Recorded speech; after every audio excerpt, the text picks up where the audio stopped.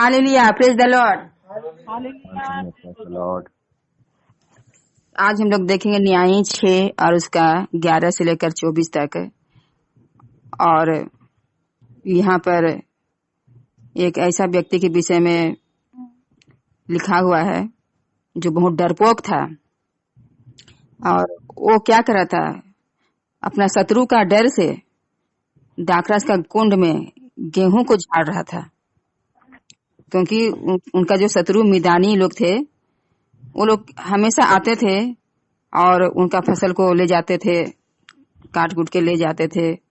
तो इसीलिए वो बचा रखा था गेहूं को, और छिप के वो जो जहाँ दाखरस का कुंड था उसमें वो क्या कर रहा था, झाड़ रहा था। जबकि गेहूं को तो दावनी किया जाता है, उसके लिए बड़ा सा मैदान होना चाहिए जहाँ पर उसको फैला के बैल के द्वारा उसको रंधवाता है, लेकिन ऐसा वो नहीं कर पाया। और जब गेहूं को अलग किया जाता है तो उसको तेज हवा में क्या करते हैं, उसका भूसी को उड़ाया जाता है, ताकि वो गेहूं अब उसका भूसी अलग हो जाए। तो ये इसलिए छिप के ऐसा कर रहा था ताकि कोई उसको ना जाने, उसका जो शत्रु लोग है वो लोग ना जाने और उसे लूट ना ले। इसलिए वो इस तरह का छिप के वो ऐसा काम कर रहा था।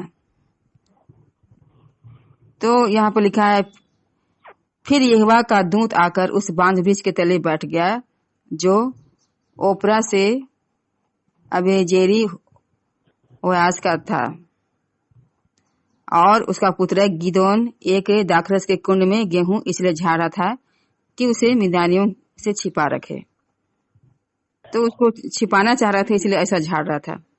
और उसको यहोवा का दूत दर्शन देता है और कहता है, हे सुगुरवीर सुरमा, यहोवा तेरे संग है। ये तो एक डर से छिप के वो क्या कर रहा था,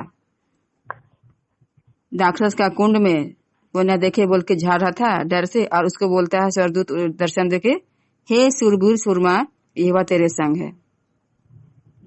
कितना अजीब बात ना, एकदम उसको डर लगा है और ये उसको सुरवीर सुरमा बोल रहा है। आज ऐसे ही हम लोग के साथ भी है। हम लोग बेशक गलत हैं, कभी कभी ऐसा लगता है कि नहीं, हम लोग इतना माहिर नहीं है वचन बताने में या किसी को ऐसा करने में या एक काम करने में, लेकिन परमेश्वर के नजर में हम लोग क्या हैं, उसके नजर में बहुत अनमोल है, प्रतिष्ठित है, आदर के योग्य हैं, चाहे लोग जैसा भी है। इसलिए ये उसको दर्शन देकर उसको बोलता है कि यहोवा तेरे संग है, तू बहुत सुरवीर है, तू सुरवीर सुरमा के समान है। गिदोन ने उसे कहा, हे मेरे प्रभु, विनती सुन, यदि यहोवा हमारे संग होता तो हम पर यह सब विपत्ति क्यों पड़ती। तो वो तो बोला कि यहोवा तेरे संग है ना, गिदोन को सिर्फ बोला कि तेरे संग है, वो तुम्हारे ऊपर उसका आत्मा आ गया है, उसका दिल आ गया है कि इतना तुमको इतना एकदम साहस है कि तू क्या करके छिप के इस तरह का काम कर रहा है, जबकि ऐसा कोई कर ही नहीं सकता छिप के भी। तो तेरा में ये हिम्मत है कि तुम अपने लिए ऐसा कर रहा है, तो तुम दूसरों के लिए भी ऐसा कर सकता है।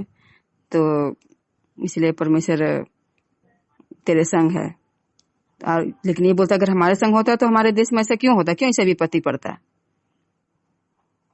क्योंकि जब जब ये जो लोग होते हैं, इजरायली लोग होते हैं, मतलब देवी देवता दूसरा देवी देवता का पूजा पाठ करने लगते हैं, तो परमेश्वर क्या होता है, नाराज हो जाता है। लेकिन फिर जब दुहाई देने लगते हैं ये लोग तकलीफ और संकट पड़ के, तो परमेश्वर किसी न किसी को उनका न्याय करने के लिए भेज देता है। तो इस बार वो गिदोन को चुना है। और गिदोन जब ऐसा बोलता है कि यदि यहोवा हमारे संग होता तो हम पर यह सब विपत्ति क्यों पड़ती, क्यों मिदानी लोग आते हैं और हम लोगों को लूट पाट के ले जाते हैं, हम लोग का जितना भी चीज है, गाय बैल जो भी अन्न सब है, सबको लूट के ले जाते हैं। और फिर बोला, और जितने आश्चर्यों का वर्णन हमारे पुरखा यह कहकर करते थे, क्या यहोवा हमको मिस्र से छुड़ा नहीं लाया।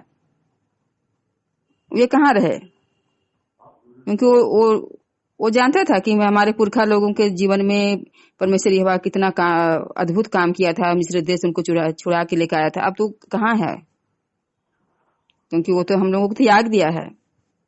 अब तो यहोवा ने हमको त्याग दिया कर और मिद्यानियों के हाथ कर दिया है। तब यहोवा उस दूत के द्वारा दृष्टि करता है, बोलता है, तब यहोवा ने उस पर दृष्टि करके कहा, तो जो इस तरह का बात कर रहा है ना, जैसा तेरा हालत है ना, उसी हालत में, उसी शक्ति पर, जितना शक्ति है ना, उसी शक्ति पर जा, और तू इजरायलियों को मिद्यानियों के हाथ से छुड़ाएगा। क्या मैंने तुझे नहीं भेजा? अब हम बोल रहे हैं कि तुम जाएगा और उनको छुड़ाएगा, तो जैसे तेरा शक्ति है ना, उसी शक्ति में तुम जाके उनको छुड़ा सकता है। तो आज परमेश्वर ने हम लोगों को जितना शक्ति दिया है ना, उसी के अनुसार हम लोग क्या कर सकते हैं? लोगों का प्राण को बचा सकते हैं, उनको परमेश्वर का वचन को सुना सकते हैं, और ऐसा करके बहुत सारी आत्माओं को बचा सकते हैं। क्योंकि परमेश्वर क्या किया है, हम लोग उसको जान गए हैं, क्योंकि परमेश्वर हम लोग को चुना है। तो अगर वो भेजता है कि जाओ पृथ्वी के छोर तक मेरे गवाह हो गए तुम, कहता है प्रेरितों के काम 1:8 में कि जब पवित्र आत्मा तुम पर आएगा तो तुम क्या पाओगे? सामर्थ पाओगे, और पूरे यहूदिया में, समरिया में, यरूशलेम में और पृथ्वी के छोर तक तुम मेरे गवाह हो गए, ऐसा कहता है। तो इसको भी भेज रहा है। क्या मैंने तुझे नहीं भेजा? तो इसी शक्ति के अनुसार तू जा, क्योंकि परमेश्वर का सामर्थ्य अब आ गया है। और इसलिए परमेश्वर जब भेज रहा है तो हम लोग जाएंगे। तो ये परमेश्वर का काम है कि लोगों को वो अपने करीब लेकर आए और जय दिलाए। और उसने कहा, हे मेरे प्रभु विनती सुन, मैं इजराइल को कैसे छुड़ाऊं? हर बार इसी तरह होता है कि जब परमेश्वर हम लोग के जीवन में कार्य करने लगता है तो हम लोग बहानाबाजी करते हैं। और ये भी बोल रहा है कि देख, मेरा विनती सुन लो, बोल रहा है मैं इजराइल को कैसे हम छुड़ा सकते हैं? देख, मेरा कुल मनसे में सबसे कंगाल है।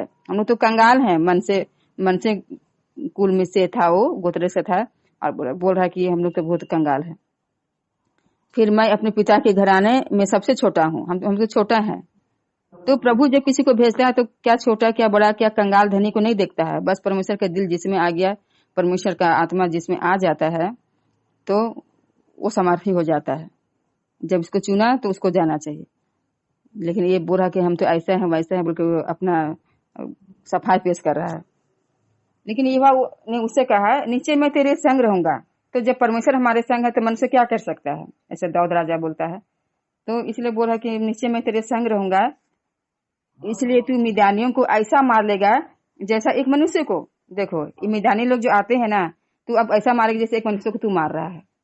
ऐसा सामर्थ, ऐसा शक्ति परमेश्वर क्या करेगा जब हम लोगों को भेजेगा। जैसे गिदोन को भेज रहा है तो उसको ऐसा शक्ति प्रदान कर रहा हो, तो ऐसे ही शक्ति सबों को प्रदान कर सकता है परमेश्वर, और किया भी है, सबको दिया है सामर्थ। इसलिए पौलुस भी कहने को आता है फिलिप्पी 4:13 में कि जो मुझे सामर्थ देता है उसे मैं सब कुछ कर सकता हूँ। तो परमेश्वर का सामर्थ से हम लोग भी सब कुछ कर सकते हैं। गिदोन उससे कहता है, यदि तेरा अनुग्रह मुझ पर हो तो मुझे इसका कोई चिन्ह दिखा कि तू ही मुझसे बातें कर रहा है। अब उसको विश्वास भी नहीं हो रहा। अब ऐसा बोल रहा था, अब उसको विश्वास नहीं बोलता, अब तो कुछ चिन्ह दिखाओ तुम, तभी हम जान जाएंगे कि तुम मुझसे सचमुच बात कर रहा है, सचमुच परमेश्वर मुझसे बात कर रहा है। कभी कभी ऐसा ही होता है, प्रभु की बात बोलता है कि तुम मुझको ऐसा करो, तो बोलते हैं क्या चिन्ह है प्रभु? प्रभु चिन्ह दिखा तो पता चलेगा कि हाँ, कि तू ही ऐसा बोला है और हम करने जाएंगे, तो मतलब हमको लगेगा कि हाँ आपका बात सुने हैं। कभी कभी ऐसा होता है कि हम लोग शैतान का भी बात सुन लेते हैं और सोचते हैं कि नहीं प्रभु का बात था। इसलिए ये भी सोच रहा है कि पता नहीं वो बात कर रहा है कि सपना देख रहे हैं या क्या हो रहा है। तो बोल रहा है कि यदि तू मुझसे बात कर रहा है तो कोई चिन्ह दिखा,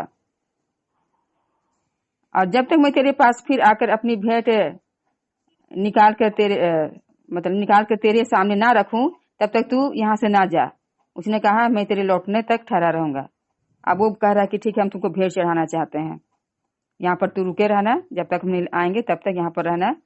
तो वो भी बोलता ठीक है, हम इंतजार करेंगे, हम ठहरा रहेंगे, तेरे लिए ठहरा रहूंगा।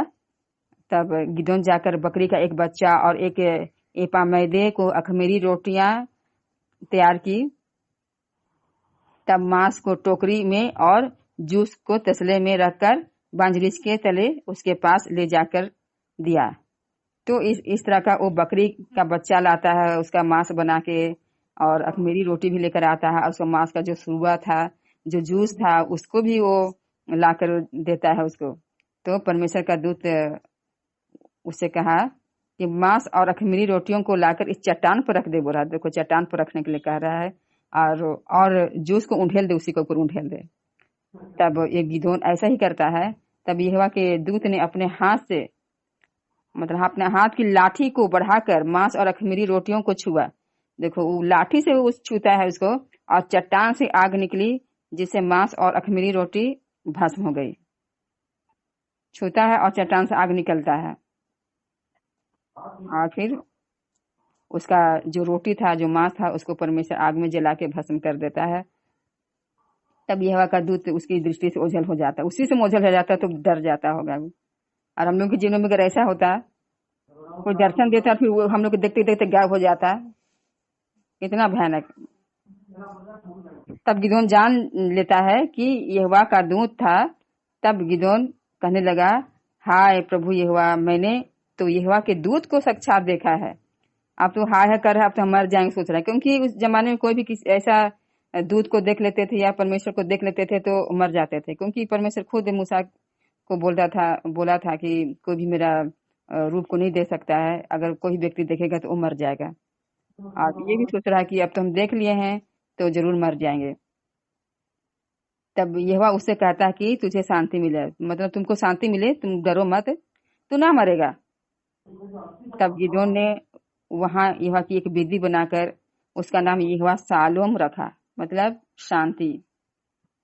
यहोवा शांति देता है, देने वाला है, और इस तरह का कुछ नहीं होता, वो मरता नहीं है, और परमेश्वर उसको शांति देता है और उसका डर को दूर करता है।